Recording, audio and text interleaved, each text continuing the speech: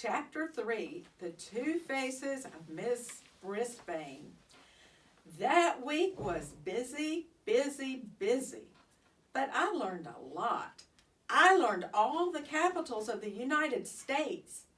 I didn't say I remembered them all, but I learned them all. I learned about how water changes from solids to liquid to gas. I learned how to subtract fractions. I learned something else, something very weird. There are two Miss Brisbanes, and I thought one Miss Brisbane was one too many.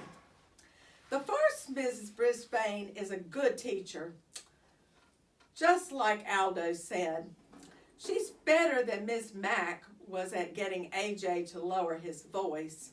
She's better at getting Heidi to raise her hand before she blurts something out loud.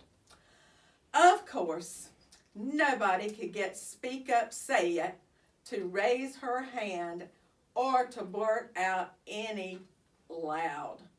Say It is so quiet and gentle. She never gives an answer. If the teacher calls on her, she stares down at her desk without saying a word. But when it's Saya's turn to clean my cage and feed me, she holds me in her hand so gently. I feel like I'm floating on a cloud. "Hello, Humphrey," she whispers. "Your fur is so beautiful." I always feel calmer when Saya holds me. She's so nice. I wish Miss Brisbane would leave her alone.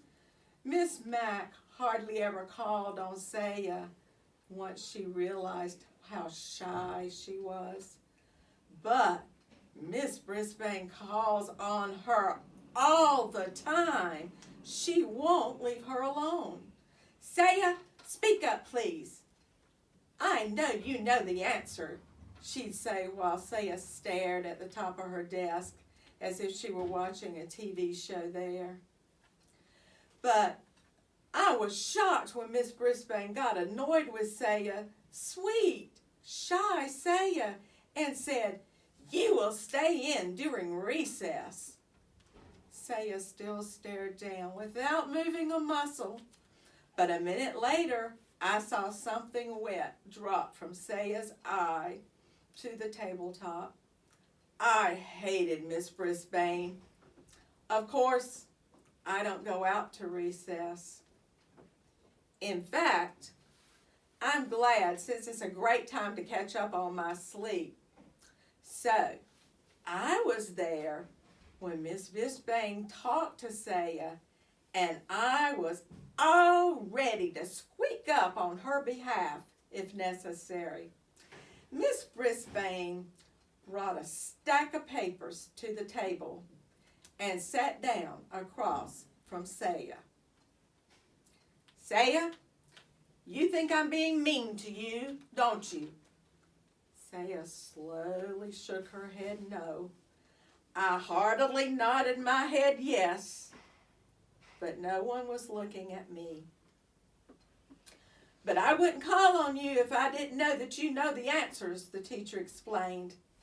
"Look at your papers and tests. You get 100 on everything. Spelling, science, geography, and arithmetic. Your vocabulary is excellent. But I have never heard you speak. Can you tell me why?" I checked my notebook, and I was pretty impressed. I only got an 85 on the last vocabulary test. This girl is smart. Saya still did not speak. "Saya, I'm going to have to send a note home to your parents. Maybe they can help me figure out what to do," said Miss Brisbane. Sarah looked up, very frightened. "No, please," she said. Mrs. Brisbane looked surprised. She reached over and patted Sarah's arm. I won't send a note now if you'll promise to try. Saya looked back down at the desk and nodded. I'll tell you what, I won't call on you if you promise that sometime within the next week you'll raise your own hand and answer a question. Is that a deal? Saya nodded very slowly this time. You have to say it, Miss Brisbane told her. Deal, Sarah whispered. Terrific, said Miss Brisbane, smiling. Now, how would you like to erase the board for me? Saya jumped up and hurried to the board. All the students in room 26 liked to erase the board for some reason. Miss Brisbane was sure hard to figure out. She hadn't been mean to Saya at all. She just did what a teacher is supposed to do. I liked this Miss Brisbane. I even liked the pink blouse she had on. But at the end of the day, when the students were gone, the second Mrs. Brisbane came back, the really scary one. She straightened up the room and came over to the window to close the blinds. I could only hope that Aldo would open them for me later. She looked down and saw that the table around me was messy.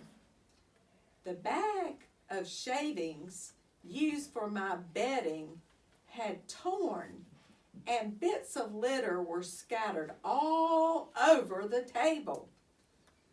Garth had done the cleaning and left the lid off my treat box. The whole table looked untidy. Good grief, said Miss Brisbane in a very unhappy voice. I decided to take a spin on my wheel.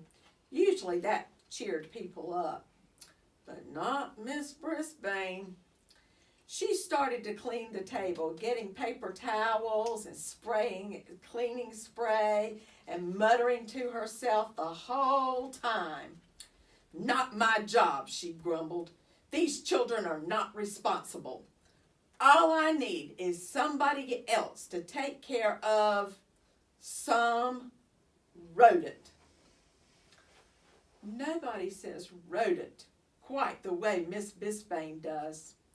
Then she looked down at me with angry eyes and said, You are a troublemaker, and somehow I'm going to get rid of you.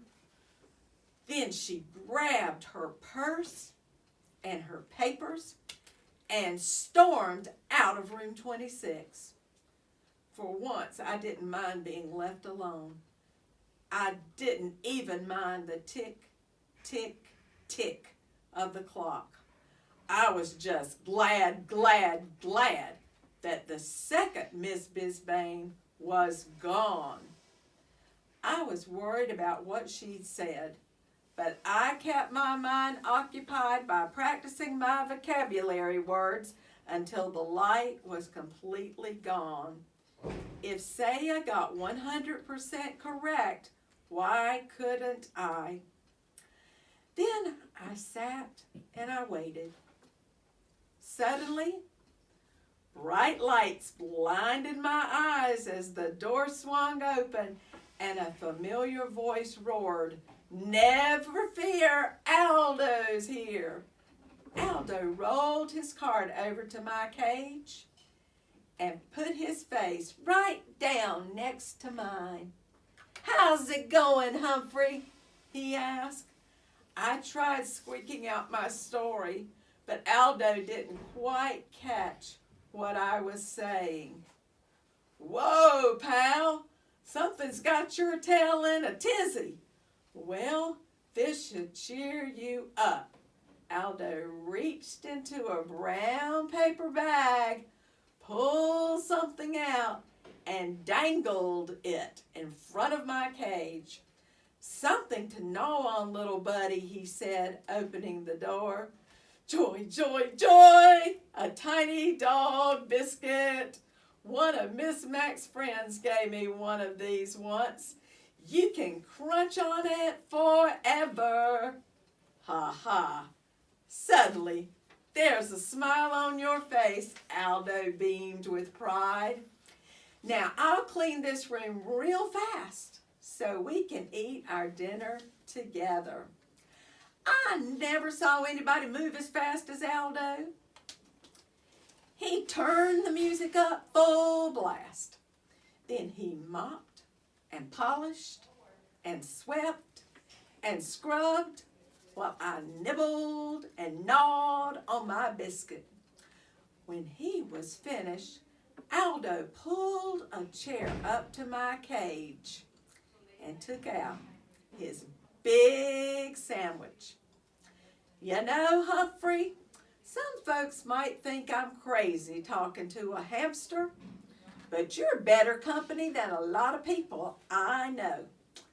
Here, have a nice salad. It's good for you. He tore off a tiny piece of lettuce and pushed it through the wires of my cage. Thank you, I squeaked. You're welcome, said Aldo. So, what were we talking about last night? Oh yeah, loneliness. You know, I have friends, Humphrey. But during the day, when I'd like to do something, like go bowling, go to a movie or something, they're at work. And when they want to do something, I'm at work. Of course, there's the weekend, but I usually see my family, you know, my brother and his family, my nieces and nephews. I got a big family. Suddenly, Aldo bopped the side of his head with the palm of his hand. Whoa, Humphrey, I never told you. My nephew. He's in your class. Richie Rinaldi. He sits over there. He pointed to the far side of the room. He's always had the neatest desk in the whole class. He better, or he'll hear from his uncle. Do you know him? Of course, I squeaked. Repeat that, please, Richie. One of the nicest boys in the class. But he mumbled a lot and usually had to repeat something 2 or 3 times to be understood. Aldo crunched his bag and tossed it into the trash can. Well, I'm out of here. You know, they got a frog in room 16. But he's not good company like you are. He sings nice, though. Sing? I'll sing for you, Aldo, I thought. Squeak, squeak, squeak. Don't worry. I don't like him nearly as much as you, my friend, Aldo said. He opened the blinds to let the light in. Just as he was going out the door, Aldo said, See you next week, Humphrey. Next week? A cold chill came over me. Tomorrow was Friday. When Miss Mac was in room 26, she took me home for the weekend. But if Miss Brisbane didn't take me home, I'd have 2 very long days and nights with no one, not even Aldo, to feed me or chat with me. Even worse, what if Miss Brisbane did take me to her house? What fate would await me there? I had plenty to keep me busy the rest of the night, worrying about Mrs. Brisbane and how she planned, what she planned to do away with me. Miss Mac, please come back. Tip 3. Hamsters enjoy a change in routine. Among their favorite activities are eating, grooming themselves, climbing, running, spinning, taking a nap, and being petted. Guide to the Care and Feeding of Hamsters, Dr. Harvey H. Hammer.